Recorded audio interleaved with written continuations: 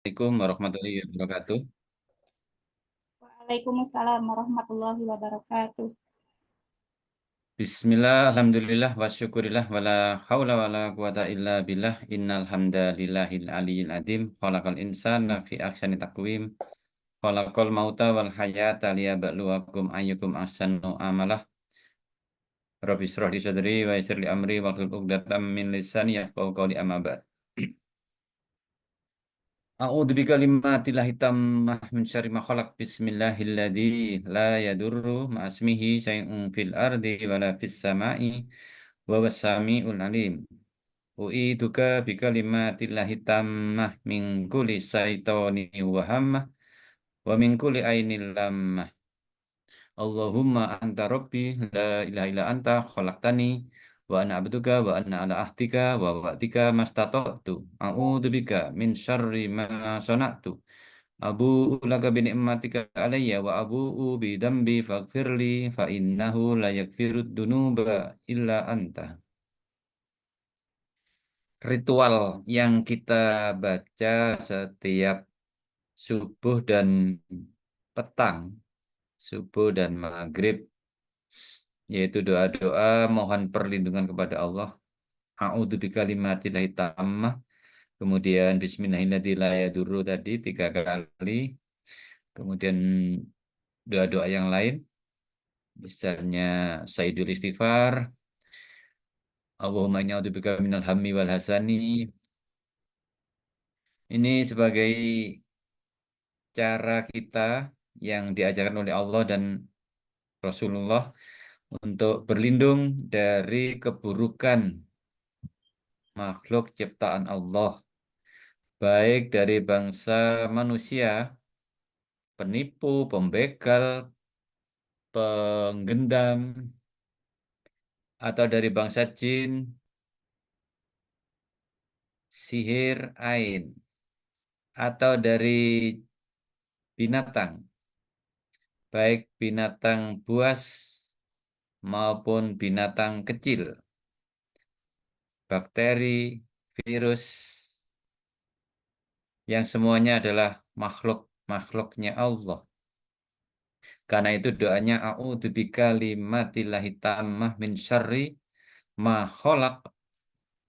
Aku berlindung kepada Allah dari keburukan makhluk-makhluk ciptaannya. Pada kesempatan hari ini, sesuai agenda, saya akan berbagi tentang bekam sebagai antikoagulan. Ini topik yang menarik, topik yang berat, yang belum pernah dibahas. Belum pernah dibahas sebelumnya.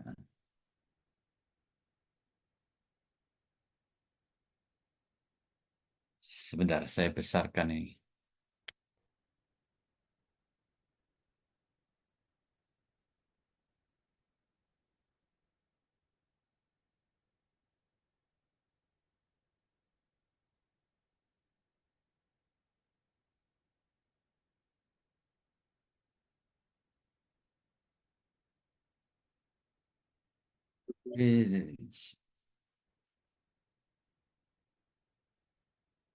Ini yang di atas cara membesarkannya ketutup.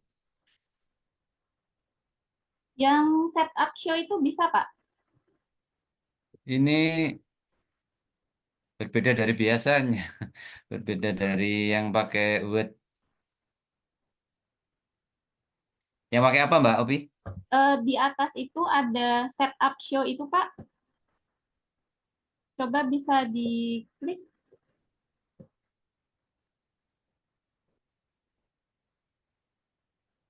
Oh, ini ada. Ah, bisa. Kelihatan, Mbak Opi? Oke, sudah kelihatan, Pak. Nah, itu yang angkat telunjuk itu saya ya. Jadi topik ini luar biasa. 4 hari ini. Bekam dan herbal dan efek samping vaksin AstraZeneca. Ketika saya ditawari judul ini saya agak, wah ini ngeri-ngeri sedap ini. Dan saya selalu belajar, seperti kemarin Pak Aris membawakan program sebagai fasilitator, saya ngikuti. Dan pertanyaannya, Masya Allah, bagus-bagus banget. Moga-moga ini bisa nyambung seperti yang kemarin, dan nanti akan memberikan kita ilmu yang tidak hanya duniawi, tetapi juga bisa bermanfaat secara ukhrawi.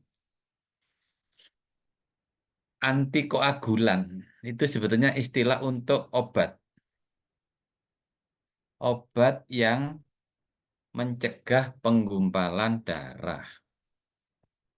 Obat yang digunakan untuk mencegah penyumbatan pembuluh darah yang dapat membahayakan nyawa. Orang asing katanya itu, orang barat itu kalau mau tidur, dia agak ngeri-ngeri. Jangan-jangan nanti saya tidur bangun-bangun stroke. Jangan-jangan saya tidur nanti bangun lumpuh mati separuh. Karena dia takut, maka setiap tidur minum obat antikoagulan. Contohnya itu aspirin, obat antikoagulan.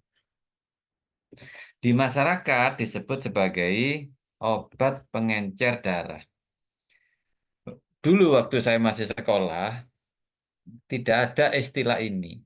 Kok sekarang ada istilah obat pengencer darah, dan itu sangat familiar. Banyak pasien mengatakan ini obat pengencer darah, baik pasien jantung maupun pasien stroke. Saya sudah merasa ini kayaknya bukan sebutan yang benar ini. Yang pertama mungkin buatan aja, karena yang menyebabkan encer itu bukan obat, minum. Kalau kita minum, darah itu akan encer dengan sendirinya. Karena ketika kita minum 1 liter misalnya, diserap oleh usus, masuk ke pembuluh darah vena, mesenterika, dikumpulkan, masuk ke vena hepatika, masuk ke vena cava, masuk ke jantung, menyebar ke seluruh tubuh, Se- namanya sirkulasi sistemik. Itu darahnya menjadi encer. Karena terlalu encer, maka oleh tubuh dikurangi dengan cara dikirim ke ginjal, disaring, difilter. Oh, ini terlalu encer, ini kebanyakan darah, sorry, ini kebanyakan cairan. Maka dibuatlah kita menjadi banyak kencing. Jadi itu mekanisme aja. Banyak minum, banyak kencing. Kurang minum, kurang kencing. Yang repot kalau kita mengkonsumsi obat atau minuman atau makanan yang merangsang kencing, tapi dia tidak menambah cairan. Contohnya, minum kopi. Kalau kita minum kopi, misalnya 1 cangkir, kencingnya 0,5 liter, itu kan rugi jadinya. Kita jadi defisit 400 mili.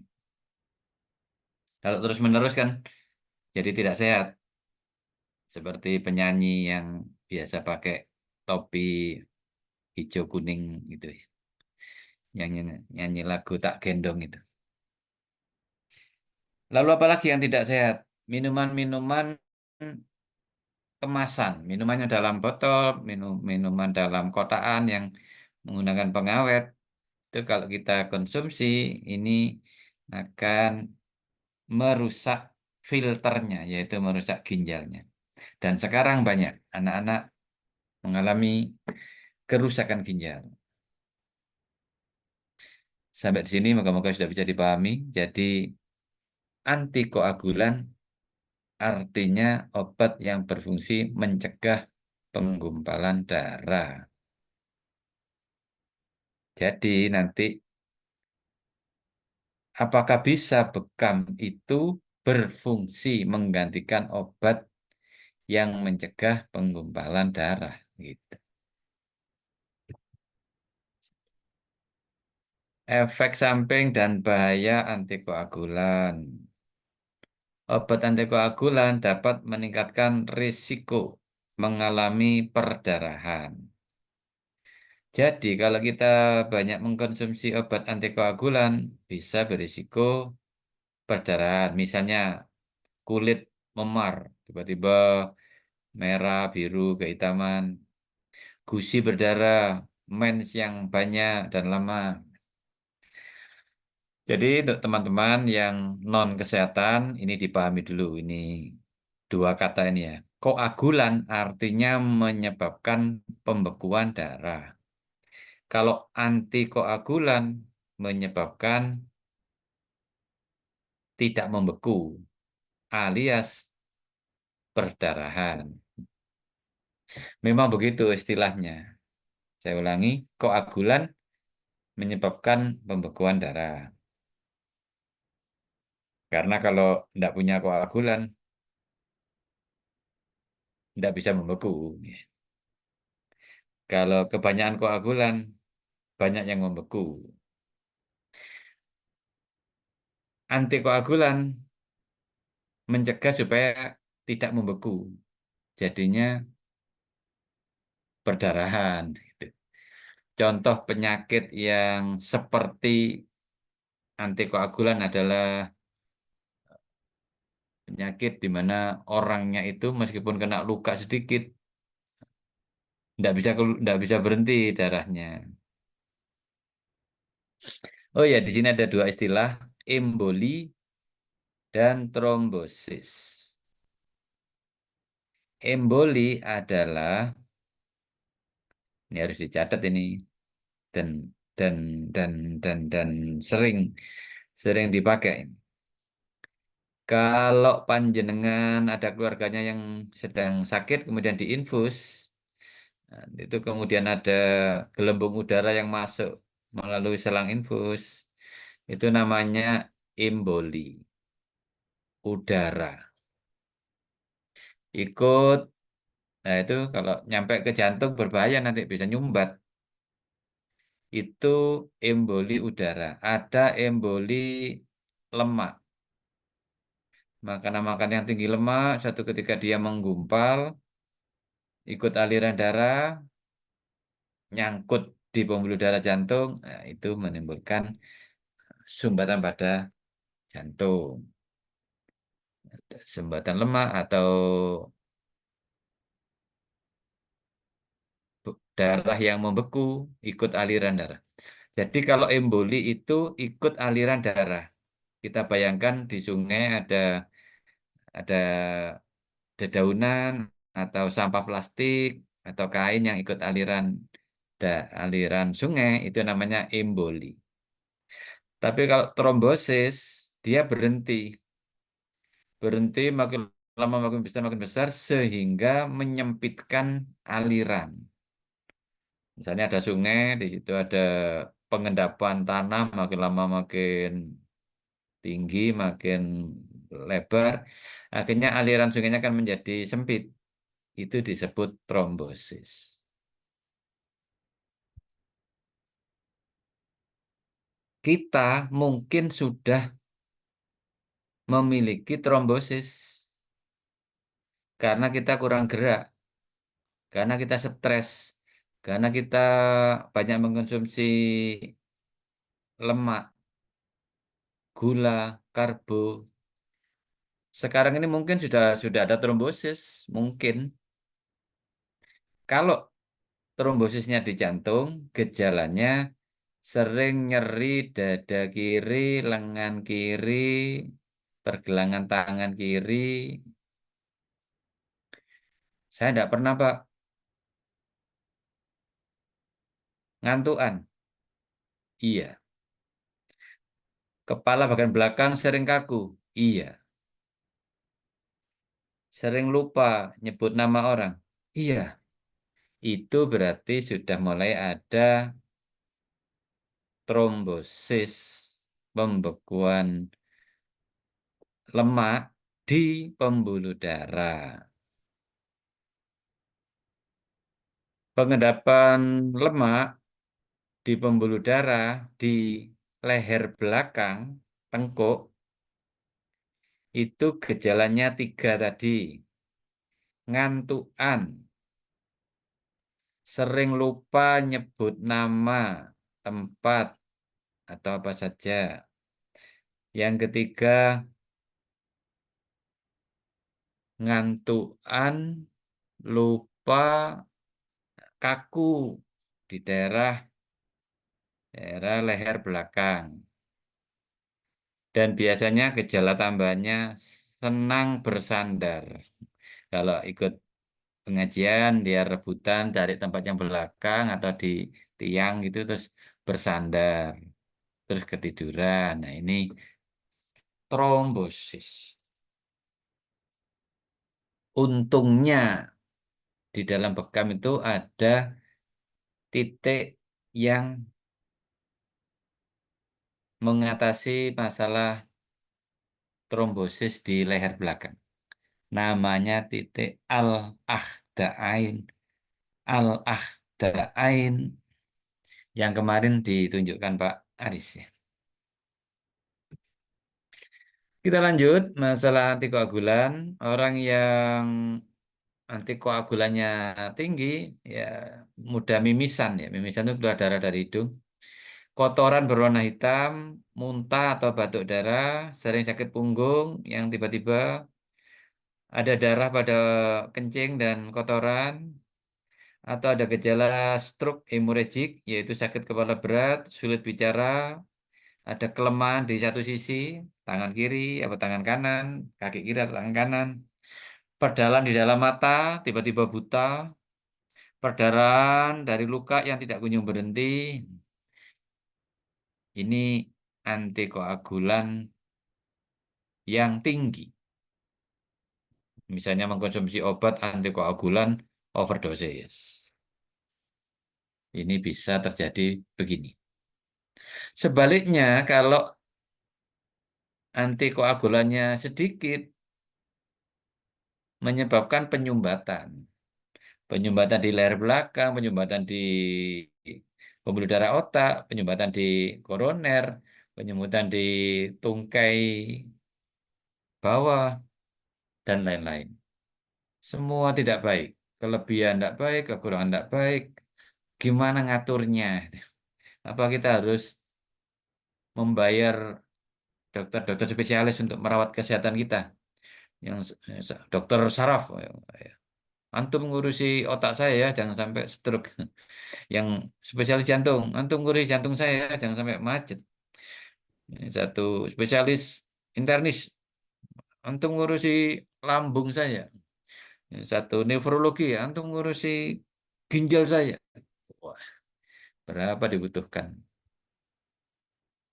Efek samping dari efek samping lain dari obat antikoagulan antara lain sakit perut, perut kembung, sakit kepala, lesu, pusing, tekanan darah rendah, demam, mual, rambut rontok, ruam kulit, kulit gatal, napas pendek.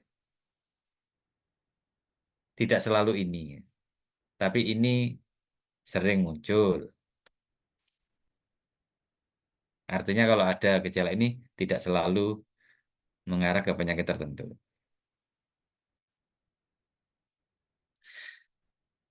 Ada kalanya kita perlu konsultasi ke dokter.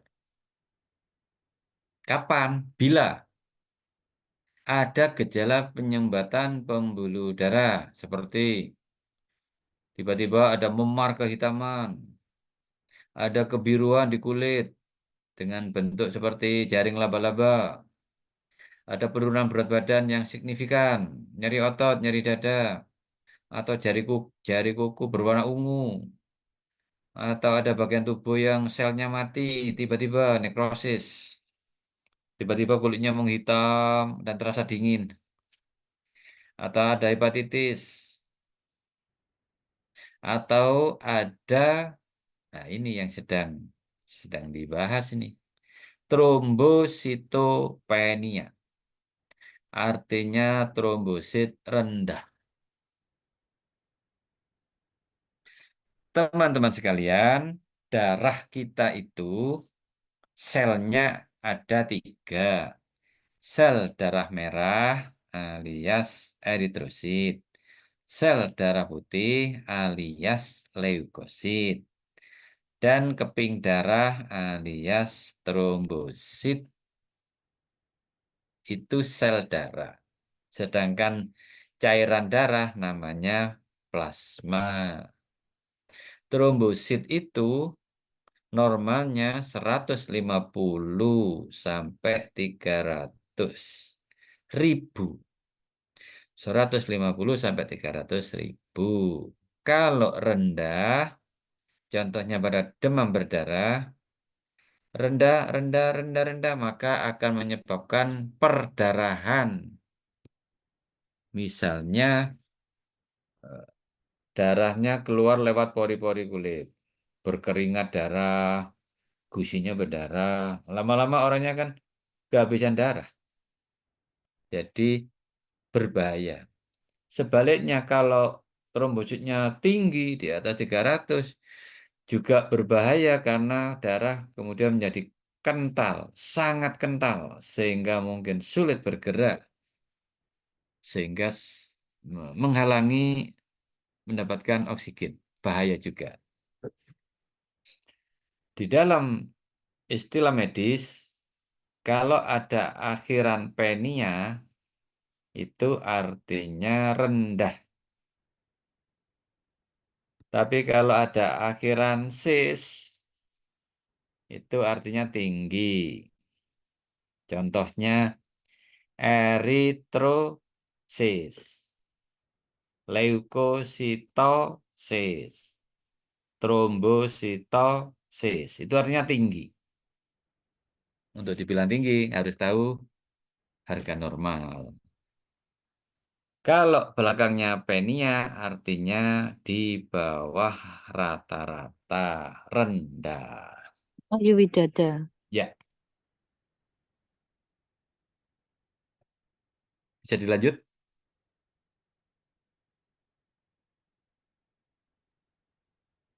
Ini contoh-contoh obat yang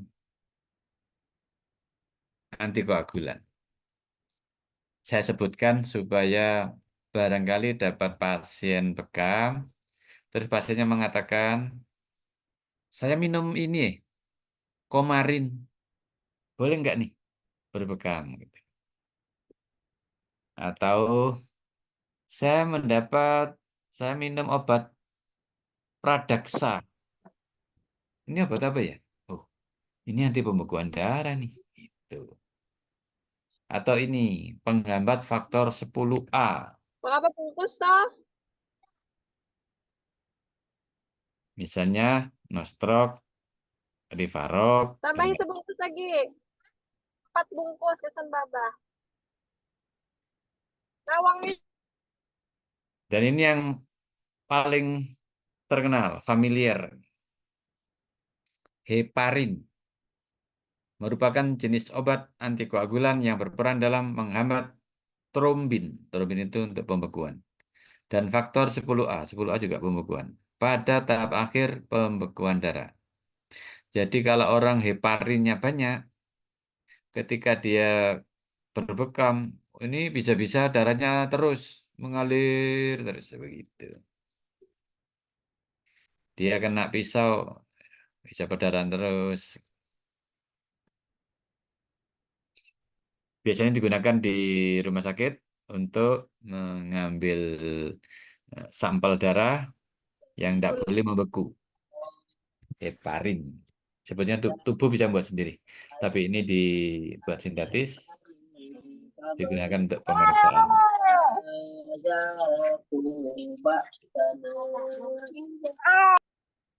Ini contoh bukti bahwa ada jurnal yang membicarakan topik kita ini, yaitu trombositopenia. Tadi sudah saya sebutkan, akhirannya penia artinya rendah. Jadi menurut judul ini, trombositopenia artinya trombosit rendah dan terbentuk bekuan darah di dalam pembuluh darah di otak intrakranial di dalam tengkorak setelah setelah bervaksin. Menurut judul ini, ada yang mengalami trombosit rendah dan ada yang mengalami trombosit tinggi. Itu trombosis. Setelah vaksin AstraZeneca. Jadi judul ini sudah mantap banget nih, tinggal membacanya aja. Apa ini isinya ya? Artinya ada orang yang secara akademik jujur, dia melaporkan orang yang setelah divaksin AstraZeneca tidak semuanya baik-baik saja. Seperti yang disampaikan di iklan-iklan itu ya. Tidak semuanya baik-baik saja. Ada yang peneliti ini mengkhususkan pada trombosit. Ada yang trombositnya sangat rendah dan ada yang trombositnya sangat tinggi. Sama-sama berbahaya. Jadi kalau vaksin itu aman, ini kalau kita bicara jujur ya, kalau vaksin itu aman, mestinya tidak ngaruh, tidak berpengaruh terhadap jumlah trombosit. Baik menurunkan maupun menaikkan, itu boleh diklaim aman. Tapi kalau dalam penelitian ini, oh, tidak aman ternyata, menurut penelitian ini. Apa ada yang lain? Ada ini. Vaksin indus imun trombotik trombositopenia and cerebral venous sinus thrombosis post-COVID-19 vaccination systematic review. Ini mengumpulkan banyak berapa ya?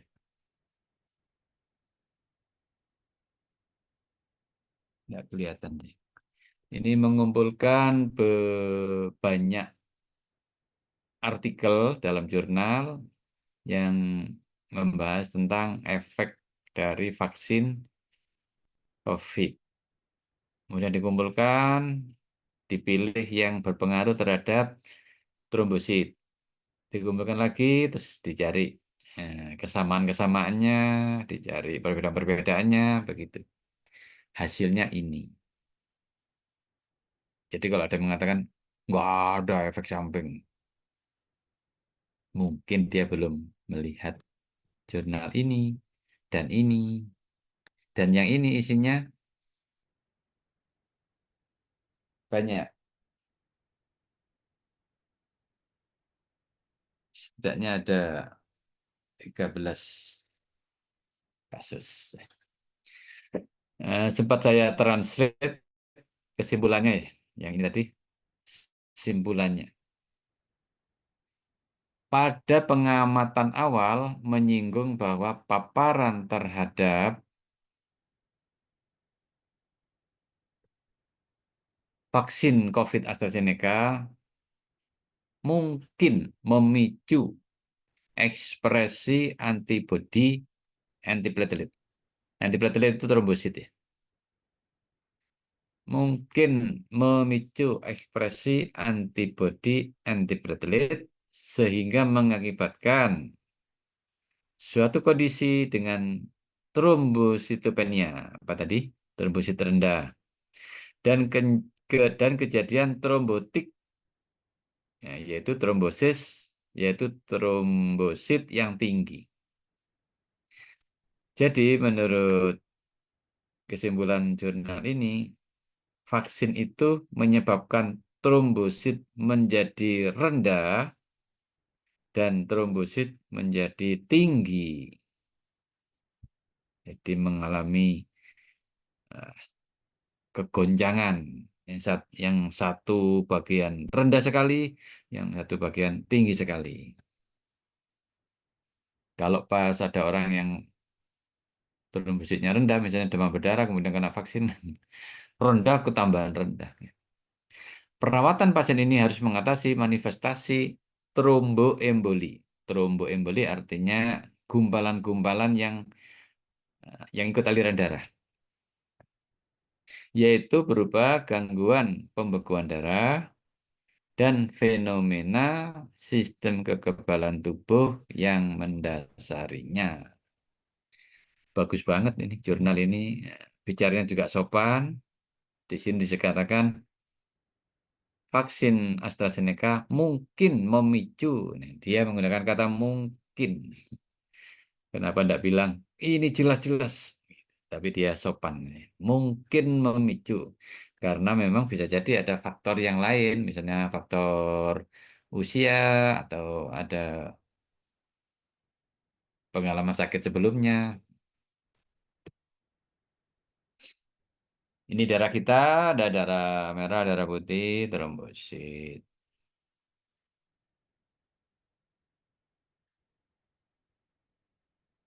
Dan ini, Bapak-bapak, Ibu-ibu, teman-teman, yang disebut sel darah itu berasal dari satu sel.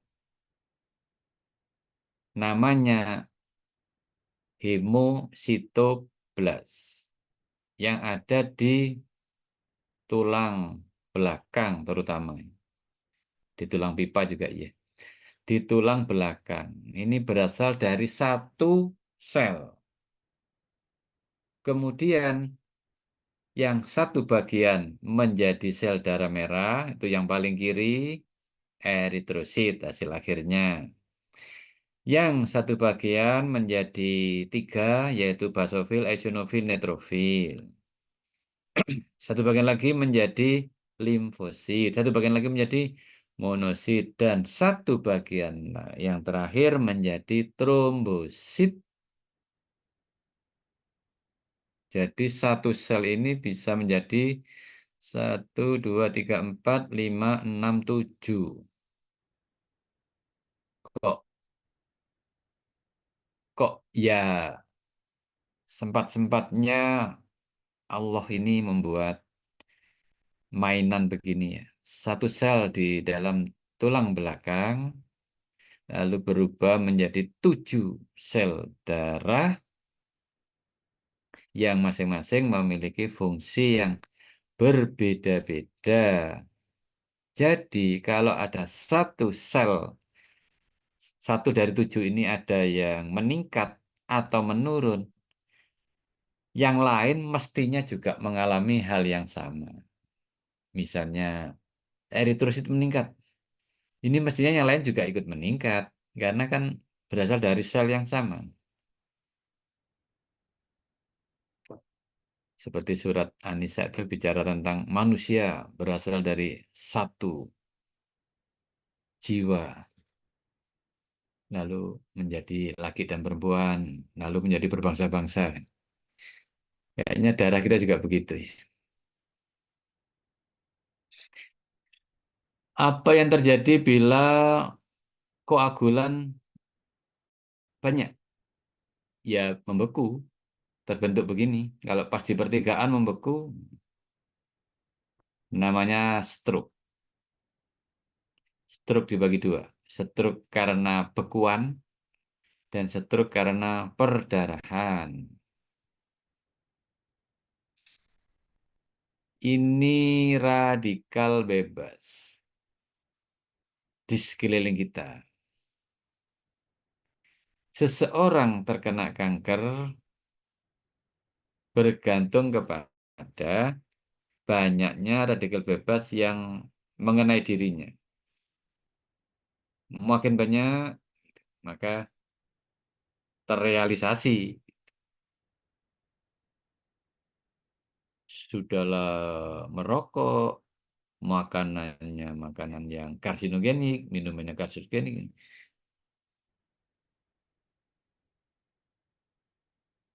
Ini ada penelitian bekam ternyata bisa. Bekam secara signifikan mampu menghilangkan, mengurangi, meremove radikal bebas yang menyebabkan kerusakan oksidatif di dalam tubuh.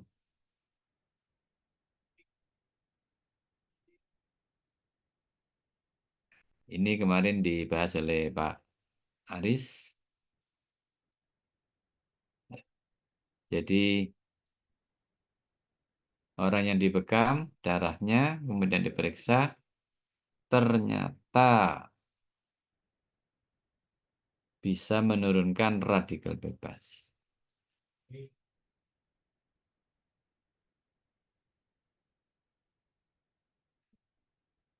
Nah, sekarang kita sudah mulai membicarakan bekamnya. Di manakah titik-titik bekam untuk mengatasi masalah trombosit yang rendah sekali atau tinggi sekali? Menurut saya, menurut kami, menurut pemahaman kami, kalau kita bingung di mana titik bekamnya, maka pilihlah titik sunnah. Insya Allah membawa kebaikan. Yang mana titik sunnah? Ya di gambar ini. Yaitu ada titik akhdain yang atas sendiri, di bawahnya tengah-tengah itu namanya al-kahil, di bawahnya yang di pundak kanan kiri namanya al-katifain. Ya betul al-katifain ya. Kemarin Pak Aris mungkin tipe. Kemarin ditulis baina katifain. Kalau baina katifain salah karena baina katifain itu maksudnya kahil. Baina katifain itu artinya kan di antara dua katifain. Berarti dia kahil. Kok tahu?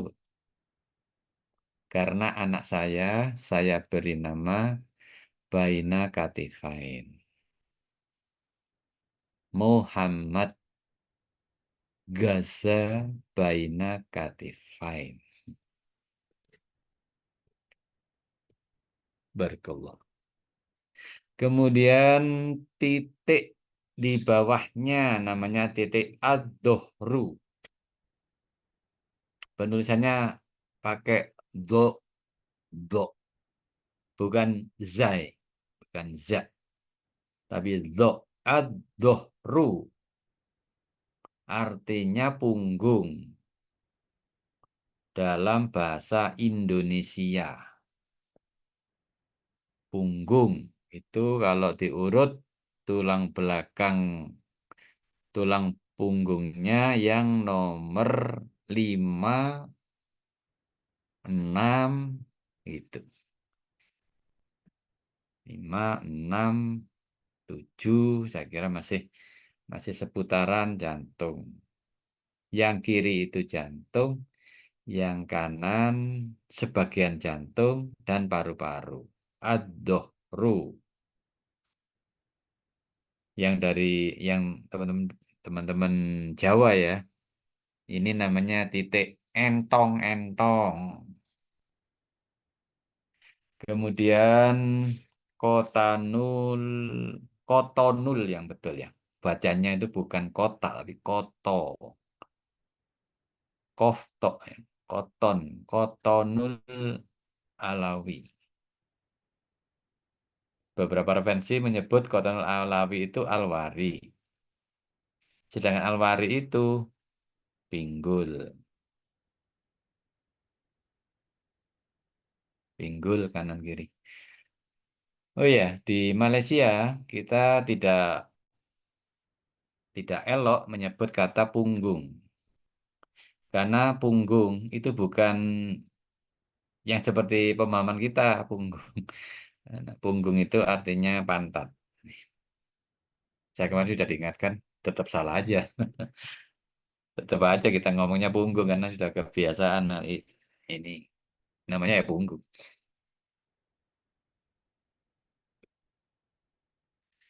Untuk yang ini beberapa kasus dari chatting ya bisa dipelajari sendiri. Nanti saya bagikan. Ini ada judul tentang trombositopenia lagi. Rupanya banyak. Trombositopenia dan limpa sebagai respon imunitas setelah vaksin.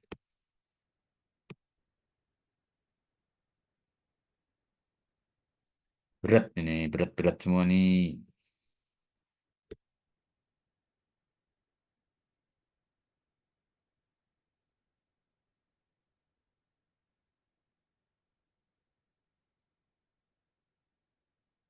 Sampai jam berapa Mbak Opi? Sampai jam 8:30, Pak. Sudah 13. Oke. Berikutnya tentang pola hidup yang mempercepat sakit. Di antaranya ini. Mungkin banyak, tapi saya ngambil 4. Ini yang paling sering. Yang pertama, menyalahi fitrah. Baik dicatat ya. Kalau kita menjalani fitrah, nanti dapatnya berkah. Contohnya kalau kita makan tidak berlebihan, tidur tidak berlebihan, sering puasa sunnah, sering sholat sunnah, itu kan fitrah. Maka akan mendapatkan berkah. Tapi kalau kita menyalahi fitrah, itu namanya keluar dari fitrah. Akan mendapat musibah. Contohnya, makan sate berlebihan. Makan sate 50. Akan mendapat musibah. Misalnya asam urat, hipertensi, bahkan bisa stroke. Jadi kalau kita tetap di dalam rel fitrah, insya Allah aman, sehat, sejahtera, bahagia, perkasa. Tapi kalau kita keluar dari fitrah, kita akan mendapat musibah, akan sakit. Yang kedua, metabolisme. Ada di surat Al-A'raf, makan dan minumlah, tapi jangan berlebihan.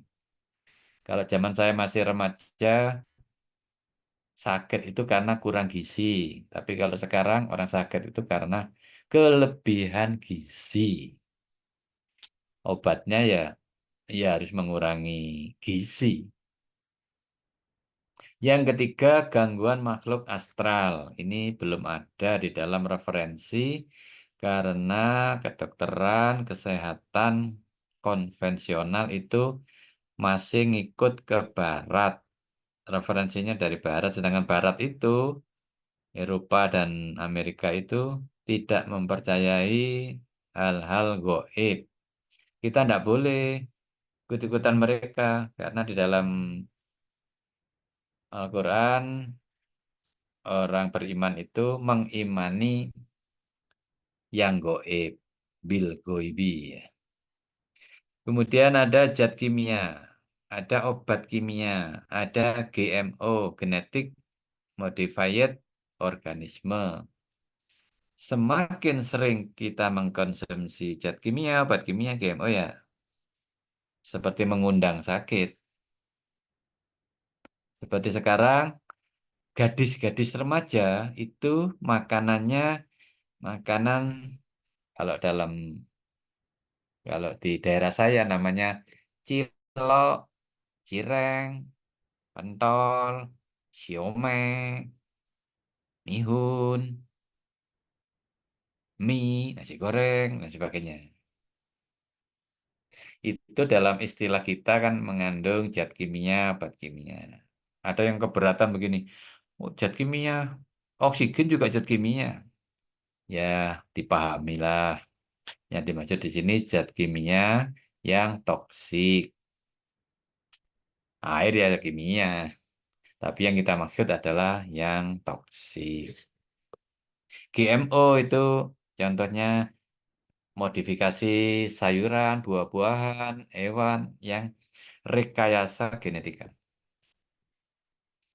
Ini sering saya sampaikan, kalau yang sering mengikuti acaranya Pak Aris, ini saya sering menyampaikan begini, bekam itu hakikatnya adalah membersihkan atau menyeimbangkan. Tazkiyah, membersihkan. Itu. Tazkiyah. Tazkiyah fisik.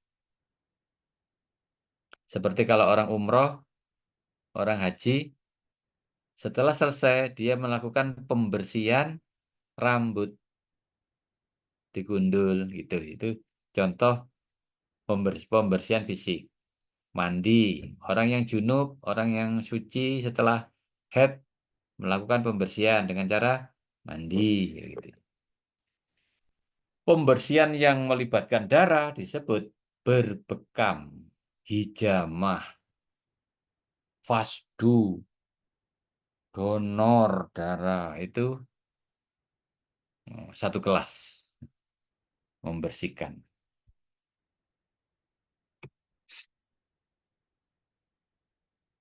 Yang sangat penting, pasien itu harus kita beri edukasi. Jangan dibiarkan yang membekam dan yang dibekam diem-dieman. Ini bukan ilmu kebatinan. Harus ada edukasi spiritual. Ini model yang saya kembangkan. Jadi kalau kita menangani pasien, ini pakai rubrik ini, pakai format ini.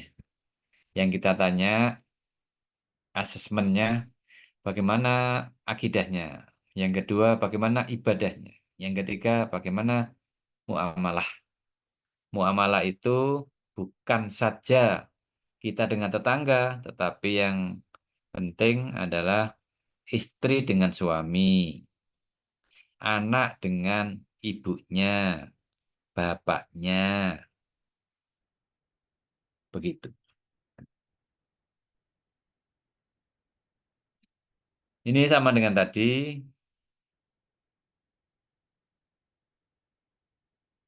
tidak hanya punggung, kita bisa membekam di area-area yang ada keluhan.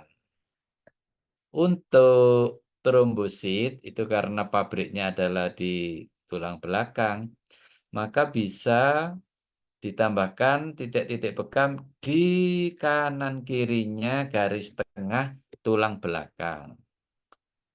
Jadi seperti 4 titik yang bawah itu, tinggal nambahi aja, masih ada ruang kapling kosong itu, tambahi mengikuti yang 4 itu. Insya Allah. Ini menstimulasi supaya sel darah yang diproduksi itu sel darah yang baik, trombositnya trombosit yang baik. Ada kalanya penyakit itu disebabkan karena gangguan setan. Ini contoh bahwa Allah mengabadikan ucapan dari Nabi Ayub ketika dia membuat pernyataan. Sesungguhnya aku telah ditimpa penyakit dan Engkau adalah Tuhan yang Maha Penyayang di antara semua penyayang. Doa ini sebaiknya dibaca berulang-ulang dengan penghayatan. Jangan begini aja. Kamu sehat ya. Segera sembuh ya. syukur sembuh, memang bisa dibuat sembuh sendiri. Tapi kita itibak kisah Nabi Ayub. Ternyata Nabi Ayub ketika sakit, dia menyebut begini, Ani masaniyad durru wa anta arhamur rahimin. Yaitu yang bagi yang jadi perawat, jadi dokter, ini diajarkan kepada pasien, keluarga pasien, agar pasiennya membaca ini. Anni masaniyad durru wa anta arhamur rahimin. Anni masaniyad durru wa anta arhamur rahimin. Anbiya ayat 83. Fastajabna lahu fakasafna ma bihi min durriyu wa atainahu ahlahu wa mislahum ma'ahum rahmatam min indina wa dzikra lil abidin. Lihat kata-kata ini ya. Maka kami kabulkan seruannya itu. Kami kabulkan permintaannya itu. Yaitu Allah angkat penyakitnya. Oleh oleh sebab apa Allah mengangkat penyakitnya? Oleh karena membaca doa tadi. Kalau diurutkan begitu. Setelah membaca itu, Allah kemudian fastajabna wa kasafna gitu. Dan mengangkat penyakitnya, bahkan Allah mengembalikan keluarganya, hartanya, menambah lagi rahmatnya dari Allah.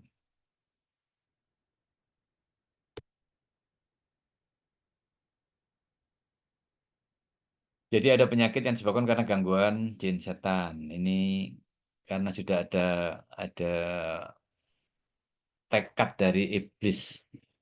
Qala famima aghwaytani. Iblis berkata, karena engkau telah menghukum saya tersesat, saya akan mengganggu manusia dari jalanmu yang lurus, siratal mustaqim. Kemudian saya akan mendatangi mereka mim baini aidihim wa min khalfihim wa an aimanihim dari kanan wa an samailihim dari kiri. Jadi kita diganggu dari depan, belakang, kanan, kiri. Berupa bisa gangguan penyakit, bisa fitnah, bisa yang lain-lain, sehingga nanti kita akan marah kepada Allah. Naudzubillah. Ya Allah, saya ini sudah rajin ibadah kok tetap diberi sakit. Ya Allah, saya ini rajin ibadah kok doa-doa saya tidak dikabulkan. Itu yang diinginkan oleh setan. Jadi kita menjadi mengingkari nikmat. Namanya kufur. Mengingkari nikmat Allah. Kufur nikmat. Itu nanti lama-lama jadi kufur beneran. Kufur, kafaro. Dan trombosit yang kita bicarakan itu ada dalam darah. Sedangkan setan menyusup dalam diri manusia melalui aliran darah. Hadisnya muttafaqun alaih. Hadis riwayat Bukhari nomor 3281 dan dalam hadis Muslim nomor 2175. Majrodam, ikut aliran darah.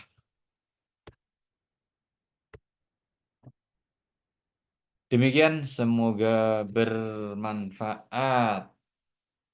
Selanjutnya kita lebih banyak diskusi. Demikian Mbak Opi. Baik, terima kasih Pak Wahyudi Wedara yang telah memaparkan materinya pada malam hari ini. Bapak Ibu sekalian, saat ini kita memasuki sesi diskusi. Silakan apabila ada yang ingin bertanya, bisa melalui room chat atau bisa raise hand ya Bapak Ibu sekalian. Silakan jika ada yang ingin bertanya secara langsung ataupun lewat room chat, kami persilakan. Ya, baik Pak. Di sini sudah ada pertanyaan dari Mbak Fatul Mataram. Assalamualaikum, izin bertanya. Kalau seseorang sudah terjadi pengentalan darah, cara untuk mengobati atau terapi selain dengan obat pengencer darah dan bekam itu apa ya Pak? Barakallahu fiik. Jadi saya sering menyampaikan kepada jamaah-jamaah. Jadi cara memilih apa yang kita konsumsi sebagai herbal ya. Yang pertama, pilihlah makanan, minuman atau herbal yang disebut di dalam Al-Quran. 1. Madu. 2. Bawang putih, bawang merah, air hujan, ayat-ayat ruqyah, buah tin, buah zaitun, pisang, delima, dan lain-lain.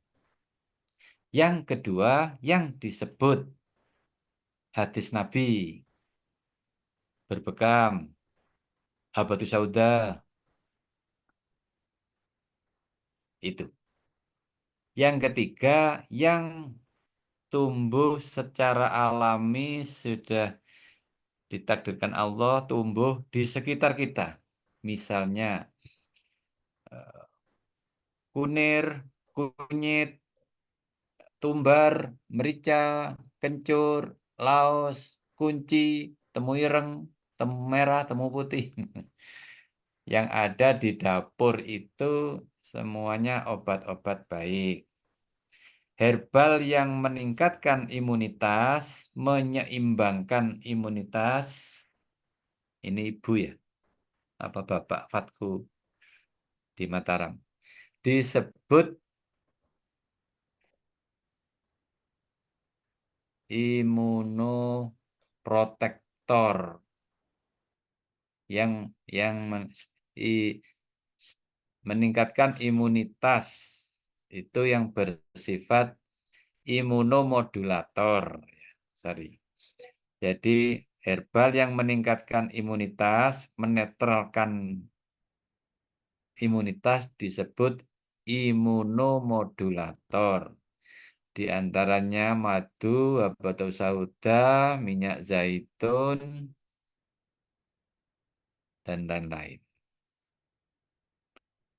Begitu. Baik, terima kasih Pak Wahyudi Widada atas penjelasannya. Semoga sudah terjawab ya untuk Ibu Fatul ya. Jadi tadi sudah dijelaskan cara selain dengan pengencer darah dan juga bekam itu melalui pilih dari yang disebutkan dalam Al-Quran, kemudian juga dalam hadis, dan herbal yang bisa sebagai imunomodulator. Oke, baik. Selanjutnya di sini ada dari Ibu Wahyu Lestari. Dok, bisa ditayangkan jurnal bekam yang menjadi solusi itu tadi? Untuk Bu Wahyu Lestari, apakah masih bergabung bersama kita? Mungkin bisa lebih dijelaskan terkait pertanyaannya.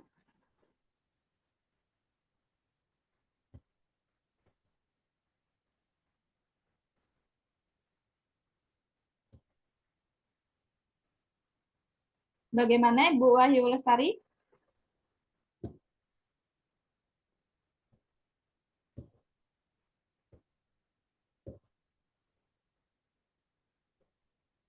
Ya baik, sepertinya belum bisa bergabung kembali untuk Ibu Wahyu Lestari ini. Kepada Bapak Ibu sekalian yang ingin Yang ditanyakan apa ya, Mbak? Ya, Ibu Lestari tadi. untuk bisa ditayangkan jurnal bekam. Oh ya, nanti kan materinya dibagikan, Mbak. Oke. Oke, Bu, untuk Ibu Wahyu Lestari nanti untuk materinya kan bisa kami Ya, bagikan. ada linknya juga. Apabila ada pertanyaan lagi yang ingin ditanyakan terkait jurnal tersebut, kami persilahkan untuk bisa open mic-nya, atau mungkin bisa ditulis di room chat untuk pertanyaannya, nggih. Nah, dan juga ini ada tambahan lagi, tadi ada peserta yang mengingatkan terkait dengan tulisan ayat Al-Quran dari Pak Wahyudi Widodo untuk lafaz Al-Quran itu nanti akan di PDF-kan lebih dahulu ya Bapak Ibu sekalian, agar tidak terbolak-balik karena biasanya memang menjadi terbalik nih Pak di PowerPoint. Iya. Harus di PDF kan dulu biasanya. Oke, nanti akan kami PDF-kan terlebih dahulu. Kemudian selanjutnya ini ada pertanyaan dari Mbak Syifa Iyah, Makassar. Dok, berapa lama jarak dibolehkan bekam setelah kita itu minum pengencer darah? Ya,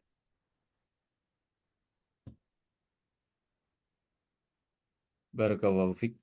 Jadi tidak ada standar yang mematok begitu ya. Justru saya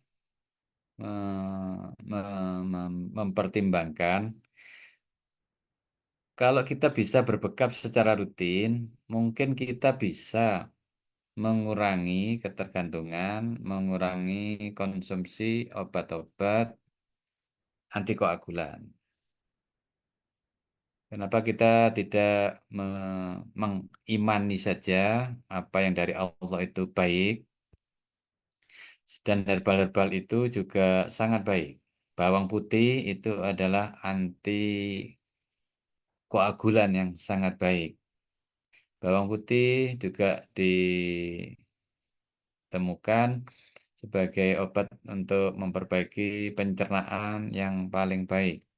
Kunyit juga memperbaiki pencernaan yang paling baik begitu.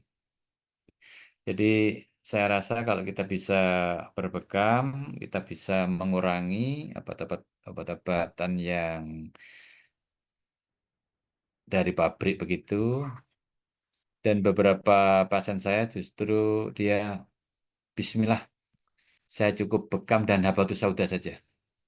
Bismillah, saya hanya berbekam dan minum minyak zaitun. Dan alhamdulillah baik-baik saja. Saya pernah punya pasien dengan ring jantungnya 8. Katanya ring itu maksimal 6 ya. Dia 8. Suatu ketika dokternya yang dia harapkan bisa memeriksa kondisinya karena waktunya kontrol. Tiba-tiba dokternya keluar kota. Nah, dia jadi panik. Gawat ini sudah ada keluhan. Kuadarnya mampet berhenti gitu. Kemudian istrinya berpikir objektif daripada tidak, kenapa tidak kita coba aja berbekam. Karena saya sudah beberapa kali nangani pasien itu, maka saya fokuskan bekamnya difokuskan di dadanya. Dan alhamdulillah pasien pulang dengan bahagia karena dia merasa enteng sekali. Nah, jadi kalau pasien enteng itu artinya ada efek yang didapat saat itu.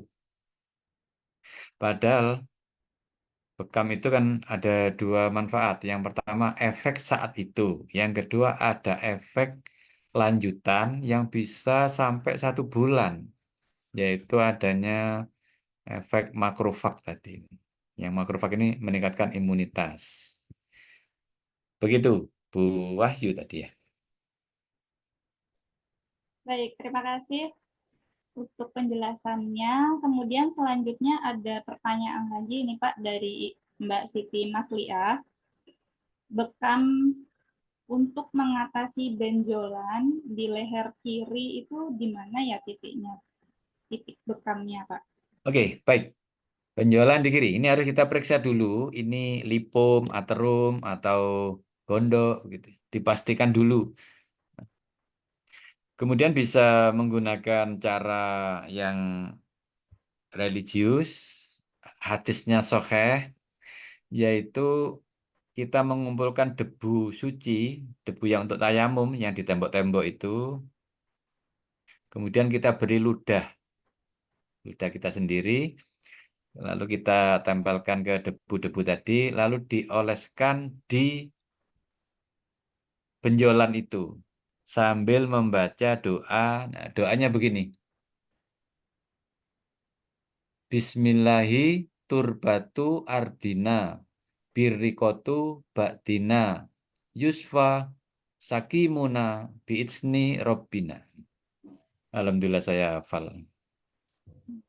Hadis ini sahih, tapi tidak famous, tidak terkenal karena dianggap nggak masuk akal ini. Ini eh, untuk orang kampung ini nggak ilmiah gitu. Tapi ini kan dari Nabi Muhammad SAW. Masa kita tidak yakin? Ini dari Nabi ini. Sebagaimana Nabi pernah dalam suatu peperangan mengabsen dulu. Mana Ali? Ali sakit. Sakit apa? Sakit mata. Mana? Suruh ke sini. Di sini. Sini Li, tak lihat Li. Matanya buka terus dikasih ludah. Juh. Dan alhamdulillah sembuh dan Ali ikut berperang jihad fisabilillah. Ternyata ludah itu kan mengandung saliva dan saliva itu adalah imunitas dari sel B. Imunitas itu kan ada dua, sel B, sel T. Dia yang sel B, gamet. Kalau saya yang sel T itu yang T TCD4, TCD8 dan Treg. Begitu. Baik, terima kasih untuk Dr. Wahyudi Wibadah. Selanjutnya di sini ada pertanyaan lagi dari Mbak Melda Noviana nih, Dok. Apakah tidak kontraindikasi jika kita menyarankan habatus sauda yang sifatnya itu panas, sedangkan tensinya tinggi? Ya. Jadi ada teman-teman itu yang menggunakan keilmuan panas dingin. Dan tidak salah, karena memang Ibnul Qayyim juga menggunakan panas dingin. Tapi saya berpemahaman habatus sauda itu ada hadisnya begini. Tetaplah kamu mengkonsumsi habatus sauda karena di dalamnya ada kesembuhan kecuali kematian. Kalau melihat narasi hadis ini berarti habatus sauda itu bisa untuk segala kondisi. Hanya memanjangkan umur yang dia tidak bisa. Tapi saya tidak menyalahkan yang berpemahaman ini panas, jangan dikasih panas. Menurut saya menggunakan begitu juga. Saya tetap menggunakan habatus sauda untuk segala kondisi. Saya menggunakan apa saja untuk berbekam begitu. Baik, terima kasih Pak. Kemudian di sini ada dari Mbak Fatul Mataram lagi. Saya pernah ada pasien yang mengalami pengentalan darah. Menurut beliau, meskipun rutin bekam 1 kali sebulan, efeknya belum terlalu terasa manfaatnya dibandingkan dengan fasdu. Akhirnya sekarang beliau rutinnya fasdu. Saya bekam di titik-titik yang disebutkan tadi, di tangan dan kaki juga di kening. Namun di sini belum ada kelanjutan dari pertanyaannya, Pak. Mungkin terkait dengan Ya, eh, pemaparan yang disampaikan dari Mbak Fatul ini bagaimana terkait dengan fasdu dan secara vitamin? secara hadis, fasdu itu hanya ada satu hadis, yaitu hadis saya lupa ya, yang jelas bukan dari Bukhari. Sementara sering ada berseliweran hadis yang mengatakan khairu ma tadawaitun bil hijama wal fasdu itu ternyata hadisnya palsu. Itu bukan fasdu yang belakang, tapi wa ustul bahri. Saya tidak tahu siapa ini yang mengotak-ngatik hadis, wong isinya bekam dan gustul bahri diganti bekam dan fasdu. Gitu. Tapi saya secara pribadi saya tidak menafikan fasdu itu baik. Tetapi karena Nabi Muhammad SAW gemarnya berbekam, banyak riwayat-riwayat menjelaskan bekam di kepala, bekam di akhdain, bekam di kahil, bekam di kaki, kemudian ketika keracunan, kemudian ketika heat stroke pada saat haji, itu Nabi diriwayatkan adalah berbekam, bukan fasdu. Maka saya lebih suka berbekam. Begitu. Alasannya tidak ilmiah. Hanya karena Nabi secara riwayat lebih banyak berbekam. Baik, selanjutnya di sini terkait dengan doa tadi. Bismillah ini Mbak Esther ya. G, Nggih. iya Pak. Bismillahi turbatu ardina birriqatu ba'dina yusfa sakimuna bi'itsni robbina. Ustaz, jangan cepat-cepat, kita masih nyatet. Mungkin nanti bisa dibantu share juga ya Pak ya, nanti di grup Insya Allah. terkait doanya. Ya, Lagi Mbak Ustaz. Opi, Mbak Opi izin, saya mau cerita ya. G, silahkan Pak. Sengaja tidak saya masukkan di dalam presentasi yang tadi. Saya biasa berbekam dengan istri gantian. Saya tahu kualitas darah istri saya. Istri saya kalau berbekam itu darahnya biasanya sedikit, warnanya terang. Baik di tengkuk, di kahil, di katifain, di punggung, di kaki, di tangan. Itu selalu begitu. Warnanya merah terang dan jumlahnya sedikit. Selalu begitu. Sehingga saya itu kalau membekam istri rasanya tidak inspiring, tidak demonstratif gitu. Sampai suatu ketika datanglah COVID, lalu istri divaksin.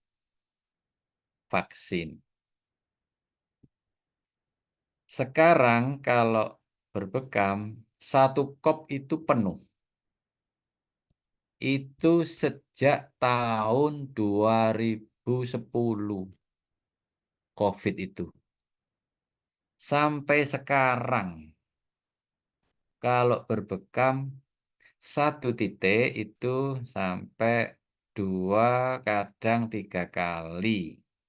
Ini sudah keluar dari SOP. Bagaimana kalau tidak berbekam? Misalnya, saking sibuknya tidak berbekam sehingga datang keluhannya sesek dan banyak keluhan penyerta yang lain. Sesek, pusing, napas tidak enak, hidung tidak enak, rasanya berat. Itu biasanya dia bekam sendiri di dada, di pundak yang mana dia bisa sendiri. Bekam sendiri dan darahnya saya lihat sendiri minimal 3/4 kop Samora. Itu bisa diulang 2-3 kali. Setelah itu dia akan mengatakan Alhamdulillah, plong rasanya. Bekamnya tidak selalu sebulan sekali, kadang lebih cepat. Sudah tidak pernah lagi berbekam, darahnya sedikit, warnanya merah terang. Warnanya itu seperti perokok berat itu. Merah kehitaman, kental, banyak. Mungkin jarumnya, Pak. Oh, enggak, semuanya standar. Anda kan tahu saya lah. Standar, pakai jarum, kemiringannya, kedalamannya, semua terukur. Kalau ada yang ingin tahu bisa datang ke tempat saya, lihat sendiri ini. Ini hanya terjadi setelah peristiwa tahun 2020-21 itu. Ya, di mana vaksin diwajibkan 1, 2, 3 booster itu. Mungkin yang lain enggak ada minum obat hampir tidak pernah. Jadi yang mungkin ya benda asing satu-satunya ya dari itu. Itu yang pertama. Yang kedua, teman-teman saya di Jawa Timur itu pernah membuat postingan begini. Kalau Anda terpaksa harus kalau Anda terpaksa harus vaksin, segera berbekam. Titik ini, yaitu katifain, kahil, abdain, titik jantung, dan lengan kiri yang tadi disuntik. Tulisan ini kemudian di-share kemana-mana, terutama di grup Jawa Timur. Waktu itu tidak izin saya, tapi begitu saya tahu saya ketawa-ketawa aja. Dan alhamdulillah teman-teman yang melakukan resep itu banyak dan alhamdulillah tidak ada keluhan.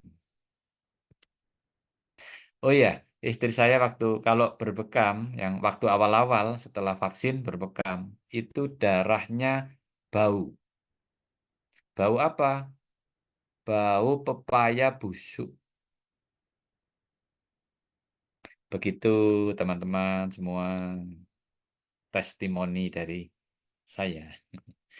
Makasih Mbak Opi. Masya Allah, luar biasa sekali ya Bapak Ibu sekalian. Mungkin bisa kita ambil hikmahnya ya Bapak Ibu sekalian di sini. Terkait dengan pertanyaan Mbak Fatul dari Mataram tadi juga ada sambungannya.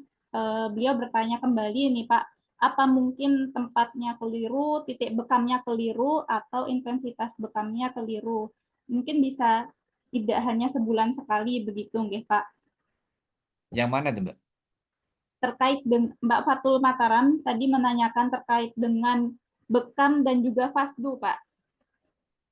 Malah lebih enak di fasdu daripada di bekam hasilnya. Iya Nah, enggak apa-apa, kemudian udah pilihan aja yang mau fasdu ya fasdu. Yang mau bekam ya bekam gitu aja. baik. Kemudian Mbak Fatul Mataram di sini masih bingung kembali, Pak. Masih apakah mungkin ada kekeliruan terkait dengan titiknya? Saya bekamnya pasca seminggu off minum obat pengencer darah. Apakah ada pengaruh dari itu juga, Pak, atau tidak? Itu masuk pertanyaannya apa Mbak? Setelah minum obat, seminggu kemudian dia berbekam. Apa seminggu kemudian fasdu begitu dah? Ya, antara bekam dan juga fasdu katanya lebih nyaman yang fasdu itu, Pak.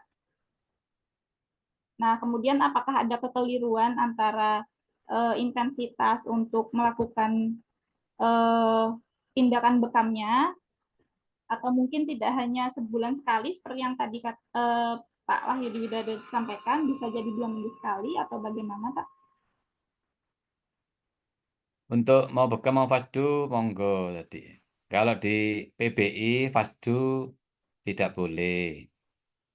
Kemudian untuk bekam itu kalau pasien tanpa keluhan sebulan sekali. Kalau ada keluhan artinya sakit itu bisa 2 minggu sekali. Begitu. Oke, baik. Insya Allah cukup jelas ya Bapak Ibu sekalian untuk jawabannya dari Pak Wahyudi Widodo. Kemudian selanjutnya di sini ada Bu Wahyu Lestari kembali. Beliau juga bercerita ini Pak. Iya dok, teman saya setelah pandemi itu jadi asma. Apa itu salah satu efek juga? Sudah konsul ke dokter paru dan jantung. Sebelum pandemi tidak ada asma. Hasil kesimpulan asma murni usia 45 tahun.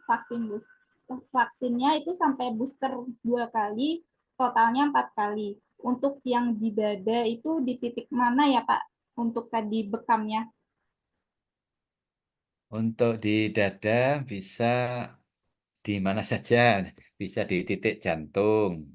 Yaitu kalau diukur begini, kan ada tulang, kemudian ruang antar tulang ya.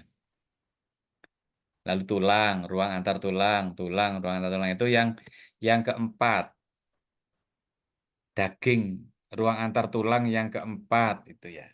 Yang dekat payudara itu kanan kiri. Jadi dekat payudara kanan, dekat payudara kiri. Kemudian bisa ditambahkan di tulang pedang. Tulang pedang itu tulang dada itu yang tengah-tengah. Itu kan panjang, bisa atas, bisa bawah. Jadi untuk dada bisa 4 titik.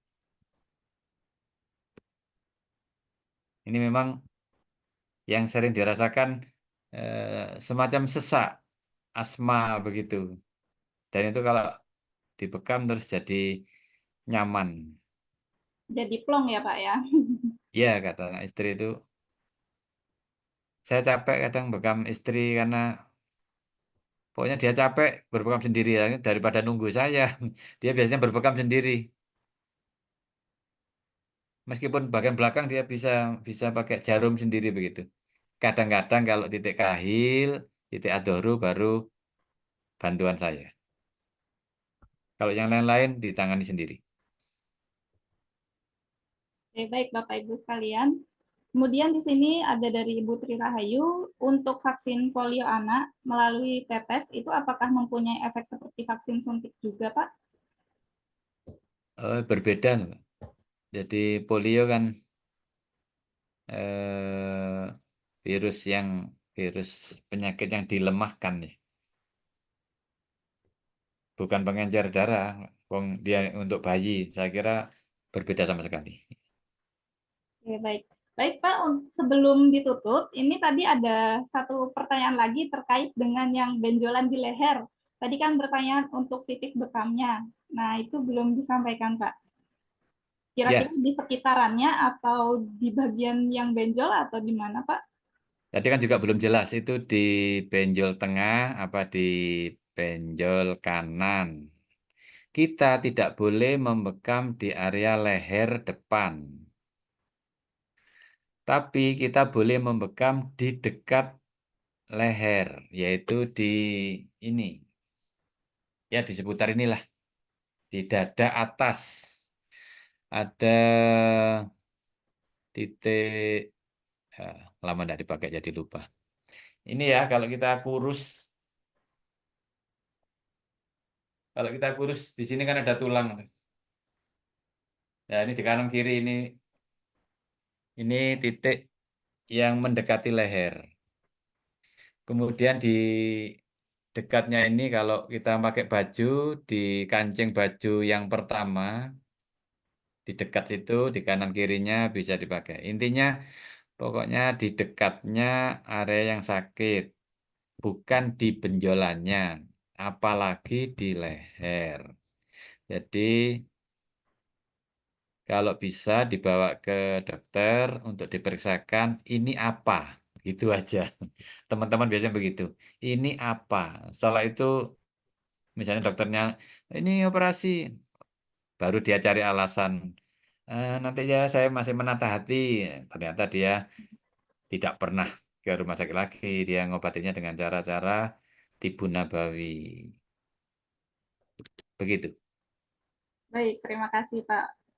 Begitu nggih untuk Ibu Siti Masliah. Nanti bisa dicek kembali benjolannya itu apa, dipastikan terlebih dahulu, diperiksa terlebih dahulu, kemudian jikalau ingin dibekam, pastikan untuk letak-letaknya sesuai dengan SOP yang berlaku. Kemudian di sini sebelum ditutup, ini ada tambahan lagi dari Ibu Trimajania.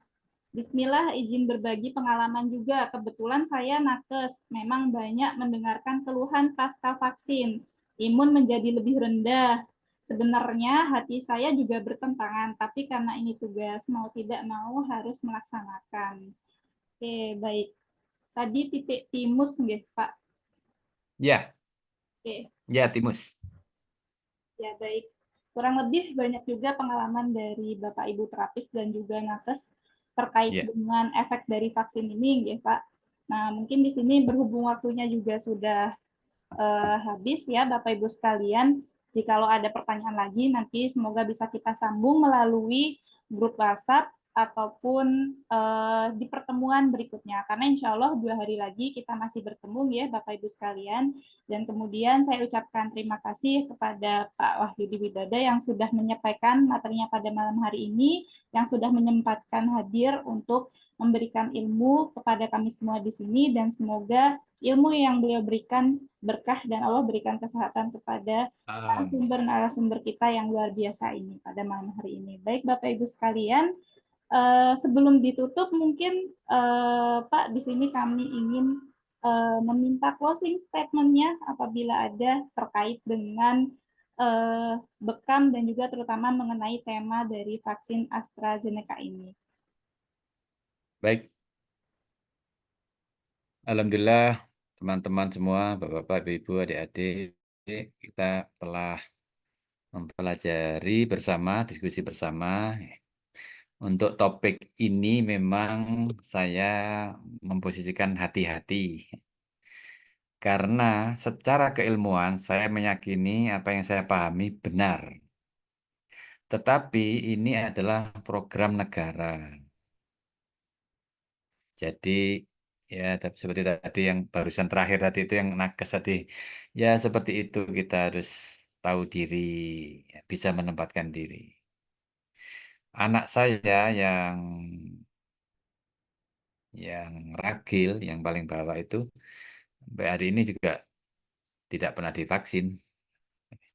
Dan alhamdulillah baik-baik saja. Kami menata pola hidupnya, makanannya itu ya, mengikuti sunnah. Berbekam ya sejak umur 3 tahun. Kami meyakini, sebagaimana hadis Nabi, khairu ma tadawaitu bil hijamah. Sebaik-baik pengobatan itu berbekam. Nah, di sini bekam itu kita gunakan sebagai preventif, pencegahan. Jadi orang berbekam tidak harus nunggu sakit.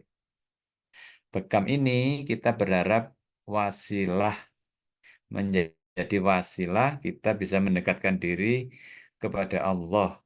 Kalau niatnya itu meniru Nabi, sementara Nabi Muhammad SAW yang kita tiru bekamnya itu adalah kekasih Allah, maka Allah insya Allah akan lebih memudahkan kita, memudahkan mengabulkan doa-doa kita.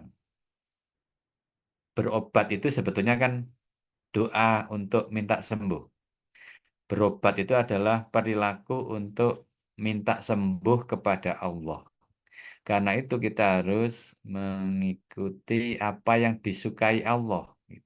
Di antaranya dengan menjauhi larang-larangannya, mengikuti perintah-perintahnya, kemudian mengikuti sunnah-sunnah kekasihnya Nabi Muhammad SAW.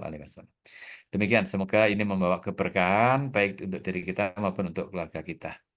Mohon maaf kalau kurang berkenan. Nasrun minallah wa fatun qarib. Assalamualaikum warahmatullahi wabarakatuh. Waalaikumsalam warahmatullahi wabarakatuh. Alhamdulillah, terima kasih Bapak Ibu sekalian dan juga terima kasih kepada Pak Dr. Wahyudi Widada yang sudah menyampaikan materinya pada malam hari ini. Baiklah Bapak Ibu sekalian, mari kita tutup agenda kita pada malam hari ini dengan membaca hamdalah bersama-sama. Alhamdulillahirrahmanirrahim. Dan kemudian selanjutnya insya Allah kita bertemu kembali di sesi yang ketiga ya Bapak Ibu sekalian. Besok insya Allah bersama dengan Bapak Dr. Pintoko, apoteker Pintoko akan membahas terkait dengan herbal ya. Silahkan Bapak Ibu sekalian apabila ada yang sudah ingin ditanyakan, besok bisa langsung ditanyakan kepada Pak Dr. Pintoko. Baik, terima kasih Pak Wahyudi Widada atas waktunya. Sama-sama. Sehat selalu nggih bersama keluarga. Amin. Baik. Terima kasih Bapak Ibu sekalian. Kami cukupkan pada malam hari ini. Wassalamualaikum warahmatullahi wabarakatuh. Waalaikumsalam. Jazakumullah khairan, Ustaz. Amin. Jazakumullah khairan, Pak DWW, Pak Sama Dokter. Nggih, pamit nggih. Assalamualaikum. Waalaikumsalam warahmatullahi wabarakatuh.